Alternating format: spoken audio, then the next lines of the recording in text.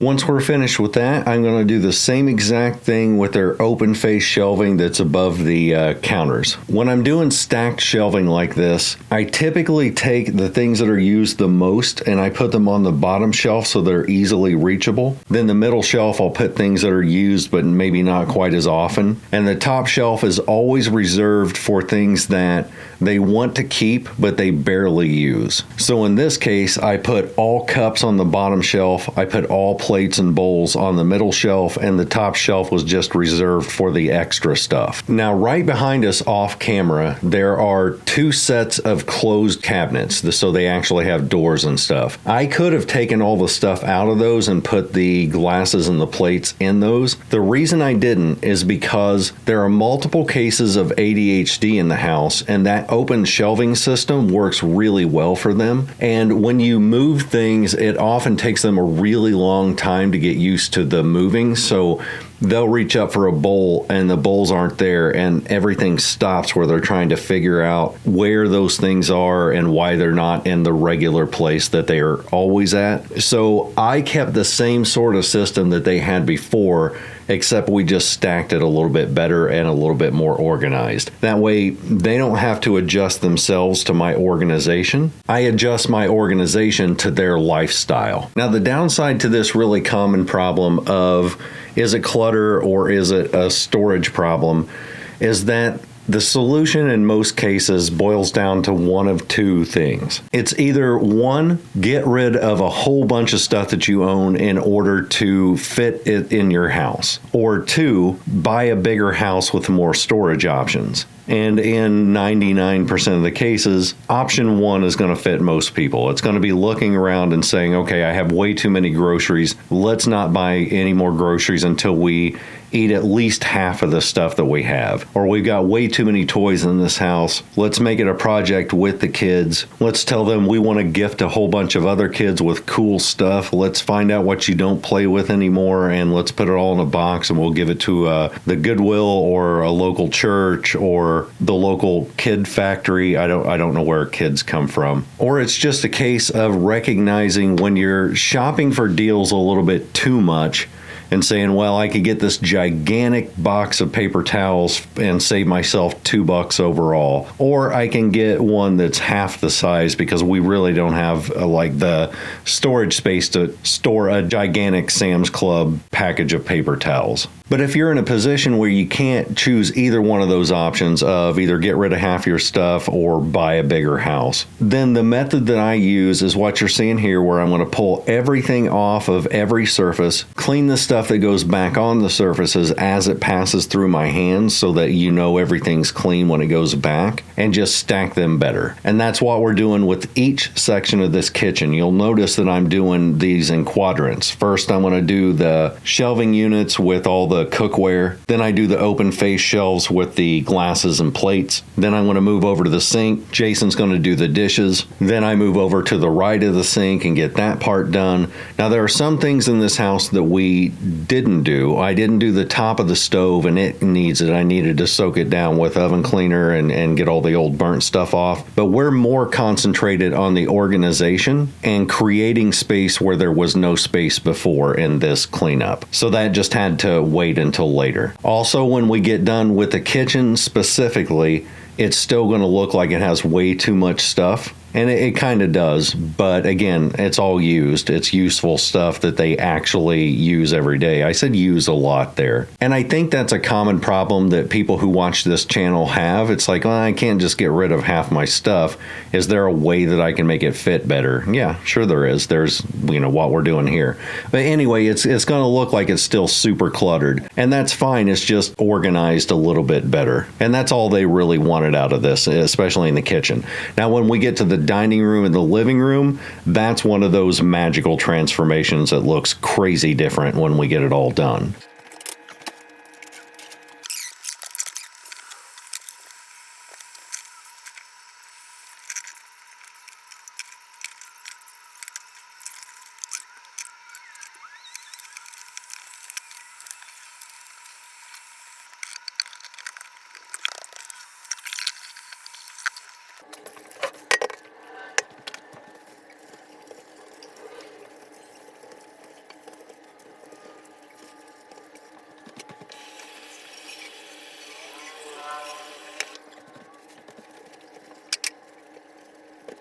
But for the most part, in the kitchen, it's more like, well, here's a whole bunch of tools that are scattered across the countertop. That's no big deal. We'll use a shelving unit by the window and make that the tool station. We have some scattered fruits and vegetables on the counter, so let's just put those all on one side of the counter, and then we'll use those as decoration.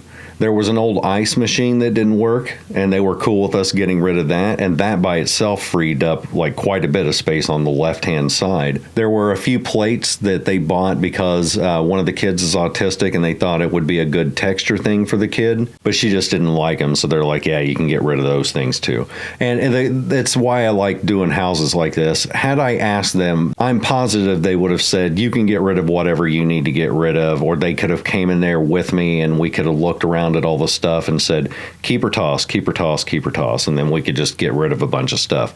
But it's not necessary for this particular type of household. But I love cleaning this type of place because since we're not dealing with hoarding disorder, if I do run into something that needs to go, I can just ask, and 9 times out of 10, they'll be like, yeah, totally fine, just toss that. In fact, I would prefer that you punch it in the face and then toss it. Give it the finger right before you throw it in the trash bag. Now, I will say, if there's one critique that I have in this household, is that there does appear to be a little bit of overspending. So, and I can understand where they're coming from with food. You'll see that in a second. There's a lot of food here. Some of it, there was actually a funny story behind. The wife went shopping or did like an order thing online and thought she had put 1 in the taco shells order. She thought it said 01 when it actually said 10.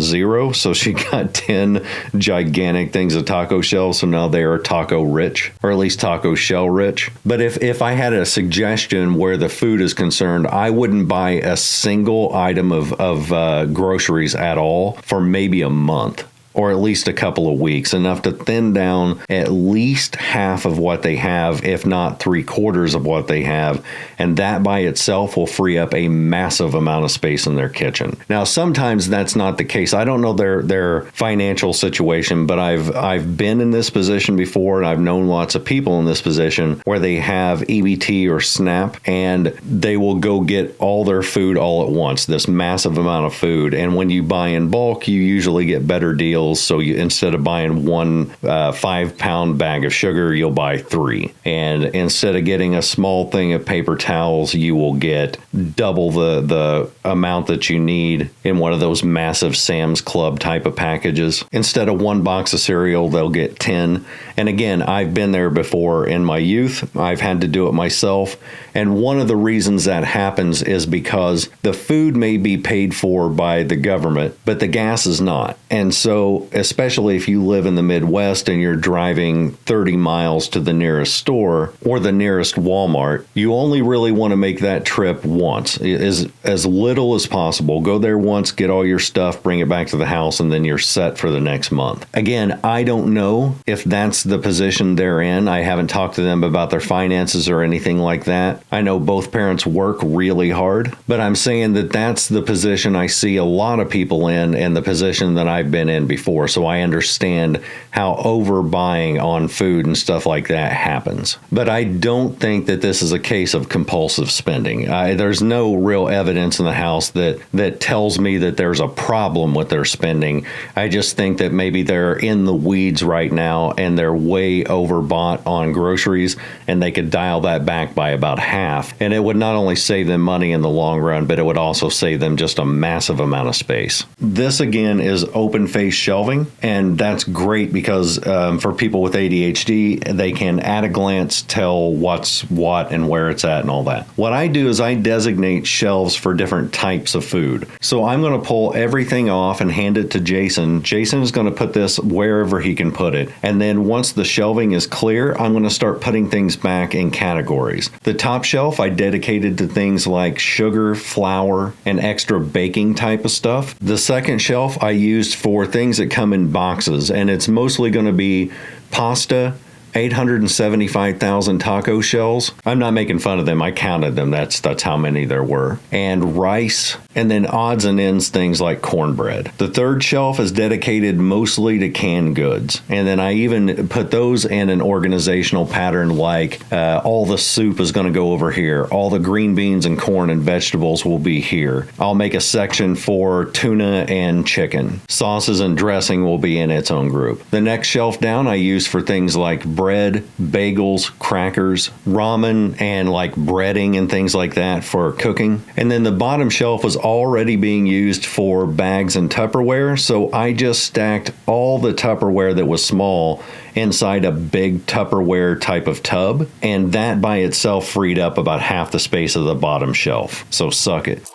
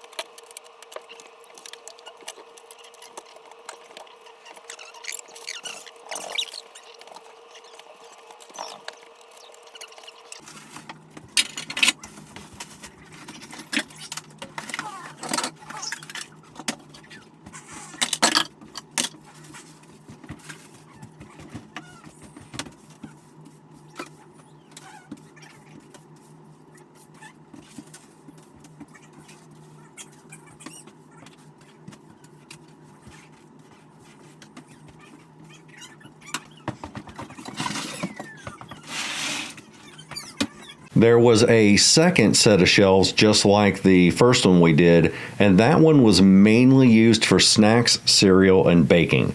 So the top shelf I used for large items like these big old things of animal crackers and cheese balls. The second shelf I used for baking, so it's going to have cornstarch and muffin mixes and cake mixes and stuff like that. The next shelf down I think I ended up using for chips, and I had one shelf for juice. The very bottom shelf was used for a mixture of some snacks, plus they had all their aluminum foil and Ziploc bags and things like that down there, so we just kept those as is. We just took everything off the same way we did the first one and then put it back by category.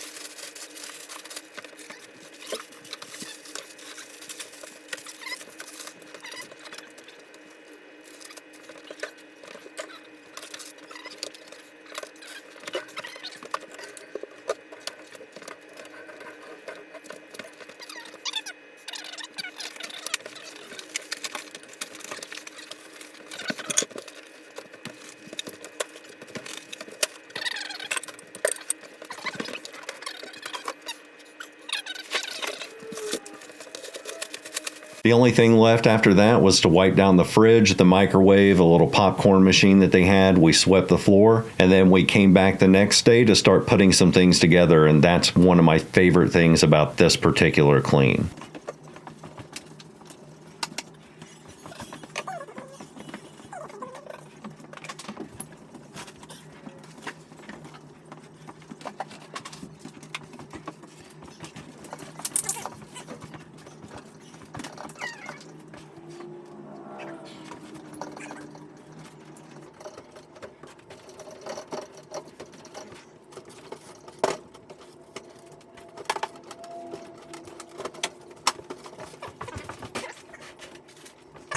On top of having a space problem, they had a storage problem. And in the dining room and in the living room, they had kind of mismatched end tables. The dining room had 3 or 4 different old kind of hand-me-down dresser and desk sort of storage units. So what we did is I had Jason take the mom of this household to Walmart. We got them a small end table so we could replace the ones beside the couch. And for the dining room, I told him, I would like you to get these really big shelving units. I don't care what they are as long as they match. And they couldn't find ones big enough, so they got 2 TV stands that were meant for large TVs, and they worked perfect. So we were able to get rid of all their mismatched furniture and stands and tables and get matching ones, and it solved their storage problem. While we were there, we also bought them a set of curtains for 3 different windows and new curtain rods just to tie the whole room together. And you'll see how much of a difference that made whenever we get to the end of this section.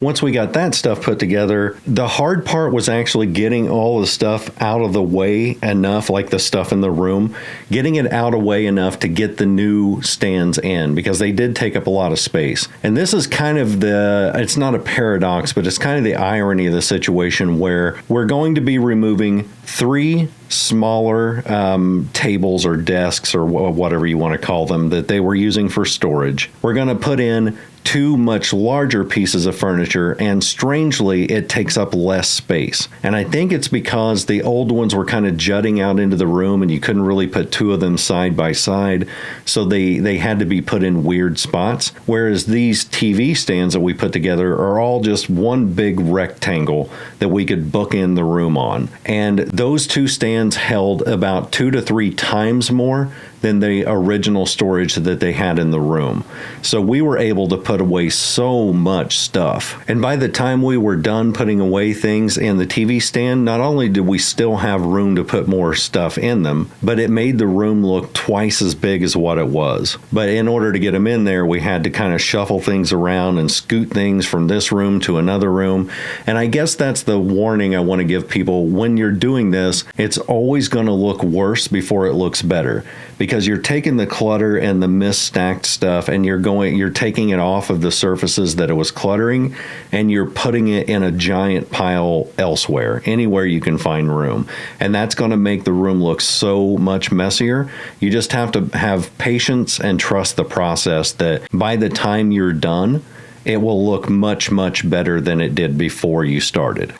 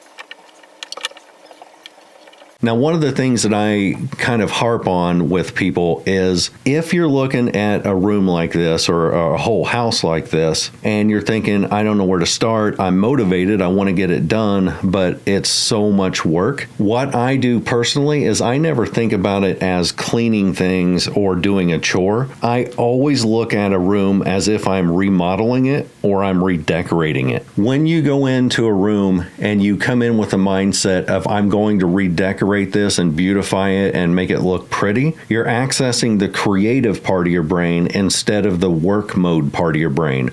Work is incidentally a part of decorating. In order to make this shelf look pretty, you have to take everything off and clean it first. Then when you put stuff back, that's when you're decorating. And that's what I do from front to finish anytime I'm doing any of these houses on any of the videos on the whole channel, even the hoarder houses, even the ones that have a 4-foot tall pile of used adult diapers in it, which that is on the channel. I didn't go in thinking I need to clean this up. I went in thinking I want to make this bathroom look cool and pretty and presentable and decorative. It's just that in order to do that, I had to remove 300 pounds of diapers. That's one of the reasons that I bought the curtains for the house, because not only does it tie all the rooms together, but putting up curtains is a naturally decorative aesthetic thing to do to change a room. So my goal was to let's go ahead and put together these TV stands. They're decorative. They kind of match the floor. They're pretty looking. They'll get things out of the way, hence more decorative. And then we're working our way toward the windows so that we can put up the new curtains. And then that's the creative part of this process. Everything else, the chores and the cleaning and the actual work, is in service of decorating. Now, the reality of doing things this way, especially with the TV stands, is there's going to be one major upside and one major downside to doing it this way. The upside is that as we're putting things away, we can put all the games together, all the cards together, all the craft supplies together. Anything that is like extra cords, we can make a box for and put those all in the same place. So we organize as we put away. All the children's books went in their own little shelf, in their own little door. The downside to that is that when you put so much away, especially in a household that has ADHD, it is going to be a problem for them to find many of the things they use without going through every single thing that we just put away. That is a consequence of it, and it is something that can be overcome.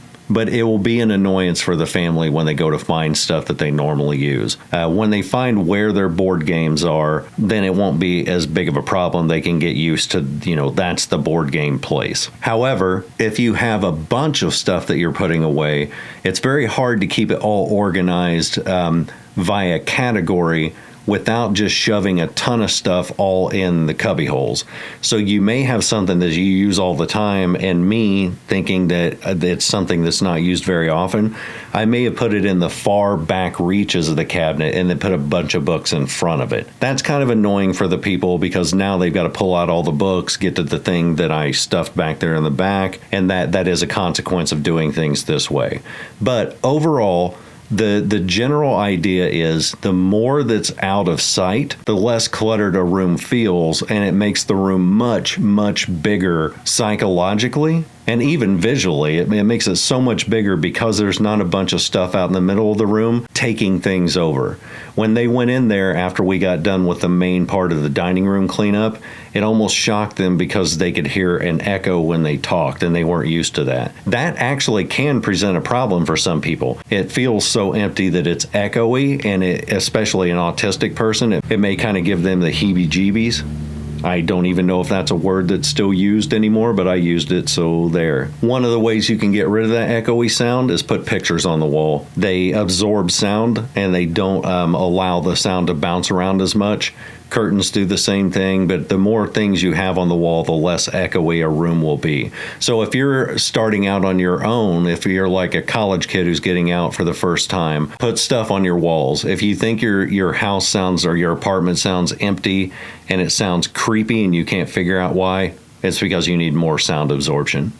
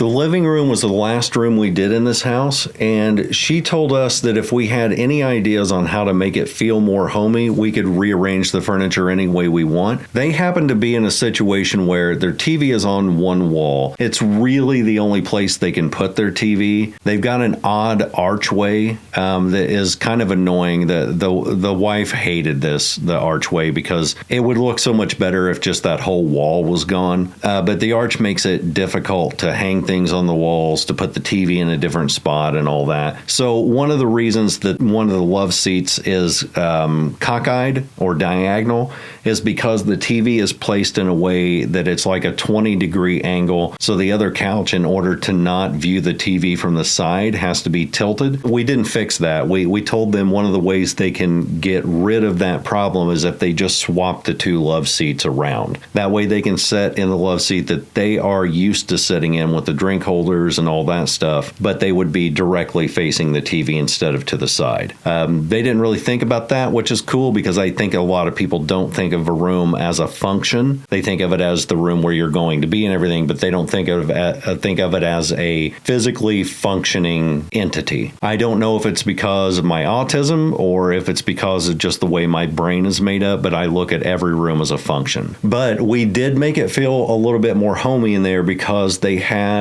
a large trunk that was off to the side of one of the love seats, and I was like, we need to get this out of the way in order to make an L-shaped junction between the two love seats. So let's take that trunk and bring it forward and make it a part of the decoration and use it as a coffee table. Then we can make the couches or the love seats into an L shape. We can put an old end table, instead of just throwing the old end table away, we could put it between the two love seats and have that as a place where people can set their drinks while they're watching TV or whatnot. And it's hidden from view, so you don't have to see that it's mismatched from the rest of the room. We also got rid of the old homemade end table. The husband had made that, and it wasn't originally made for the living room. It was made just for, stuff storage in the basement. And I'm not going to get into like all that. It's boring stuff, but it had a function at one point. It no longer has a function.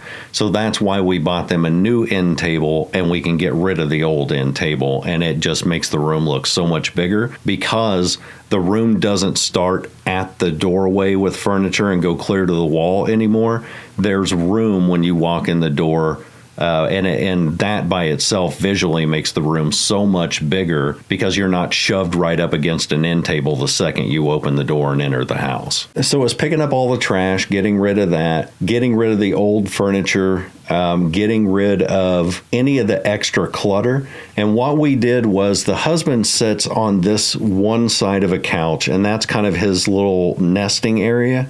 Almost everybody with ADHD who I've ever met has a little nesting area where they sit, and that's where all their stuff collects. So instead of trying to find homes for each one of those items, I just got two little tubs, and I put all the extra stuff that wasn't immediately usable into those tubs and set them to the side. Then when we were done, I went to him and said, here's your two tubs. This is your project. All you have to do is open one of those up, go through it, figure out what can be put away, what you want to keep out, and then that way your stuff's not just stored in tubs.